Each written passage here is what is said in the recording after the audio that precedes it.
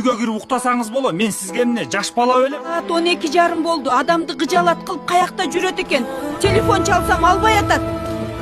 Не кылып атасыз уктабай? Келдиңби балам? Аябай кабатыр алдым. Çalsam албайсың. Кайда жүрдүң? Апа, мага кайра чала бербей, үйгө кирип уктасаңыз боло. Мен сизге эмне жаш бала белем? Уулум, сен мен үчүн дагы деле баладайсың. Кайдагын айтпаңчы. Мындан кийин бир жакта жүргөндө тынчымды алып, мага чала бербең. Эмне ызы чуу болуп атат? Мен айтканды алып келдиңби? Апам да келерим менен маанайымды түшүрдү. Ооба, алып келдим. Мынакей жаным, жей кой. Бул пакетте жемиштер да бар. Апам көрүп калбасын деп атайын кара пакетке салдырдым. Сен өзүң эмне кылышты билесиң да? Рахмат. Апама катуу сүйлөп алдым окшойт, бирок чында эмнеге эле телефон чала берет түшүнбөйм.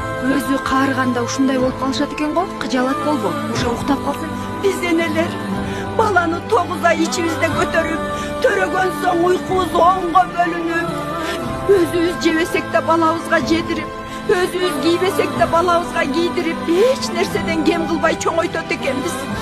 Чоңойгондо ушул балам мени карайт, ушул балам мени багат деген чоң үмүттөр менен өстүрсөк, карабай эле катуу сүйлөп көңүлүңдү оорутса, жүрөгүңө катуу тиет экен. Балам, сени сагындым. Сени менен баарлашууну сагындым.